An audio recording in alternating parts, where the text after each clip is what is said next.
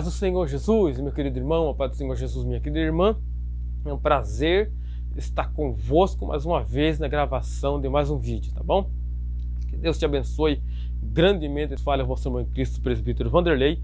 Eu quero te cumprimentar na gloriosa paz do Senhor Jesus. Mais um dia de bênção, de vitória que Deus tem nos proporcionado. E vamos mais uma vez fazer as palavras do salmista, as nossas palavras. Deitei, dormi e levantei, porque o Senhor nos guardou. É as mãos de Deus e as misericórdias de Deus que são as causas de nós não sermos consumidos. Então devemos a todo momento, a todo instante, estarmos gratos a Deus pelo privilégio de estarmos vivos. Canal Palavras Vivas, mais uma vez trazendo uma palavra do céu para o vosso coração. E a palavra que eu tenho da parte de Deus para você, para o vosso coração neste dia, encontra-se no livro do profeta Ezequiel, capítulo de número 37.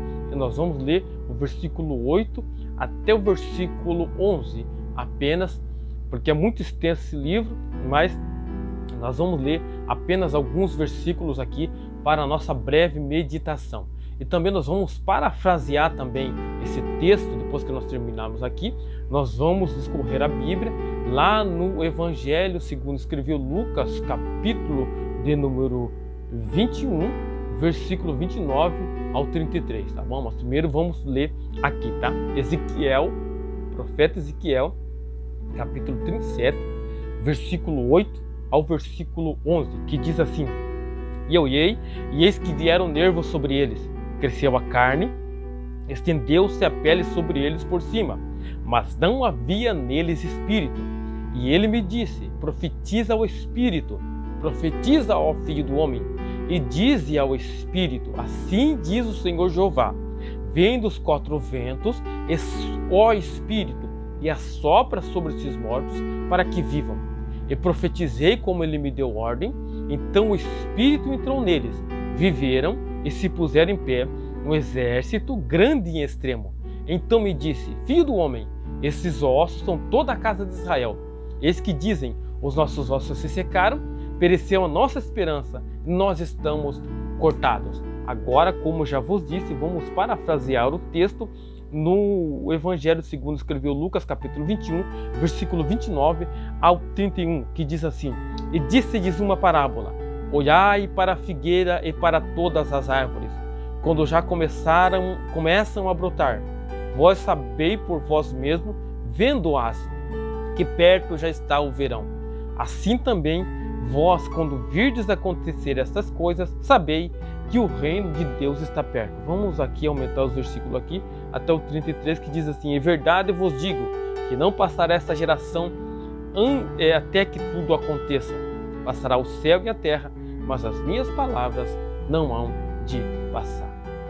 Preste atenção no que eu vou dizer aqui para você, que é de suma importância. Eu sei aí que os meus amigos, alguns teólogos aí, já sabem do que eu vou falar, mas é sobre a interpretação da Bíblia, tá? E uma das regras principais da hermenêutica, que é a interpretação da Bíblia, e isso é de suma importância para todos nós que pregamos a palavra de Deus, é de suma importância sabemos interpretá-la sem agredir o conteúdo principal, sem tirar ela de contexto. Para mim e para você, que trazemos uma mensagem de Deus, isso é de suma importância, porque a mensagem que trazemos é de Deus, então ela tem que ser perfeita, ela não pode ser adulterada, tá? Ela não pode ser mudada. Então, quando sabemos a hermenêutica, é de suma importância sabermos isso para não agredir, para não fazermos uma exegese, e a exegese é colocar a ideia dentro do texto, não é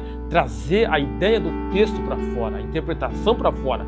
Então, quando colocamos a nossa ideia no texto, estamos fazendo uma exegese. E isso não é bom, colocar a nossa ideia. É bom deixar fluir a ideia do texto, a mensagem do texto, que ela saia do texto, da palavra de Deus, para fora, para ser uma mensagem autêntica. E para fazermos isso, é importante saber o que é a hermenêutica. O que é a hermenêutica? A hermenêutica é a interpretação correta, uma interpretação bem feita, analítica, examinada, para ela não ser mudada. E quando nós olhamos para essa interpretação, uma das regras principais dela é: a Bíblia interpreta a própria Bíblia. E ela só é interpretada quando nós lemos um texto e vemos todo o contexto para poder nós saber quando ela está se interpretando. E aqui, no capítulo 37 do livro de Ezequiel, a Bíblia própria ela se interpreta, e eu vou provar para você aqui. Ezequiel está diante de um vale de osso seco. Deus o pega pela mão e o leva no meio de um vale que estava cheio de osso seco. E Deus os faz andar ao redor do vale e mostra para Ezequiel a situação que estava aqueles ossos. Estavam sequíssimos. E a interpretação é: quem é os ossos? Deus traz, a própria Bíblia traz aqui a interpretação de quem é os ossos. Quem é os ossos? É a nação síria? É a outras nações? Não. A Bíblia traz a interpretação, é a igreja? Não, não é a igreja. A Bíblia aqui traz a própria interpretação de quem são os ossos. Olha o versículo 11. O próprio Deus vai dizer para Ezequiel quem são os ossos. Os ossos são toda a casa de Israel. Então os ossos secos que Deus mostrava para Ezequiel não era a igreja. Não, era a própria casa de Israel, a própria nação de Israel. Os israelitas, e Deus mostrava o estado em que eles se encontravam como osso seco, espalhado por todas as nações do mundo inteiro, e eles estavam sem esperança, estavam cortados, sem esperança. Deus mostrava a situação que era Israel, os ossos secos, como que eles se encontravam. Mas em meio a tanta desgraça, em meio a uma visão ruim que Ezequiel via, Deus trazia uma esperança, Deus trazia uma restauração, mostrando para Ezequiel que aqueles ossos, mesmo eles estando sequíssimos, eles poderiam reviver.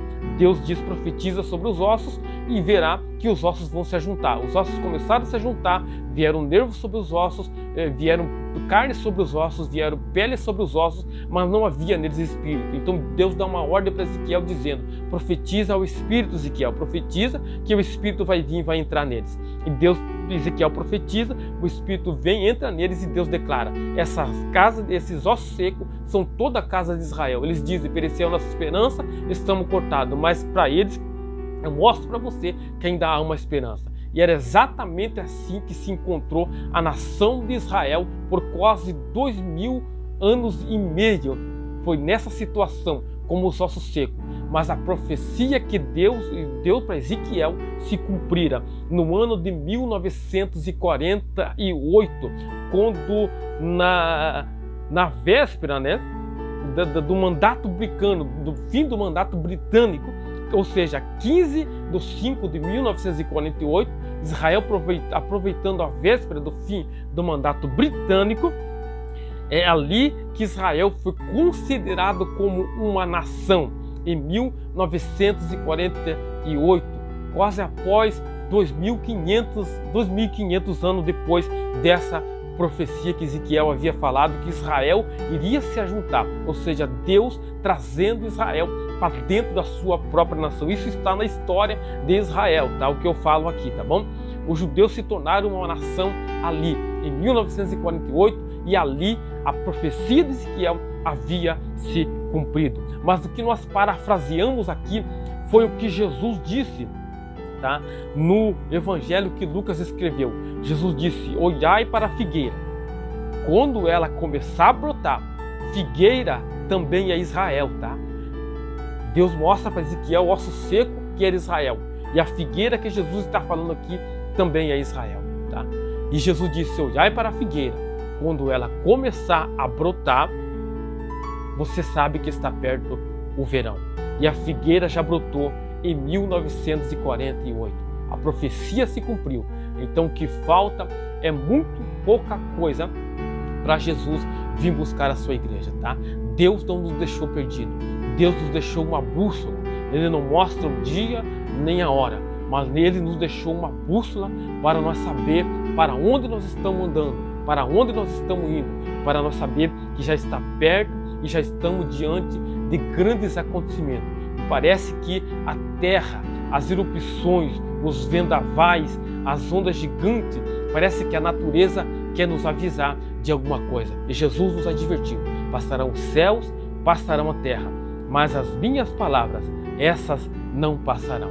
Tá bom? Deus te abençoe no nome santo do nosso Senhor Jesus Cristo. Fica na paz, fique atento. estamos aí diante de grandes acontecimentos, terremotos, erupções aí desenfreadas de vários vulcões no mundo todo. Então a natureza quer nos falar, a natureza está nos avisando. E Jesus disse, depois olhai para a figueira, e a figueira já floresceu há muito tempo, em 1948. Então falta pouca coisa e as palavras de Deus estão se cumprindo. Então vamos viver o hoje como se Jesus fosse voltar amanhã. Deus te abençoe, guarde esta palavra no vosso coração, medite nisso, em nome do Senhor Jesus. Leia a Bíblia, tá bom? Eu te incentivo, leia a Bíblia, porque ela é vida, ela é a bússola que nos guia pelo caminho, tá bom? Ela é um mapa que nos orienta a não ficarmos perdidos. Deus te abençoe no nome do Senhor Jesus Cristo. Leia a Bíblia, tá bom? Para ser sábio, creia nela para estar seguro e pratique-a para ser santo, tá bom? Deus te abençoe no nome do Senhor Jesus e até a próxima.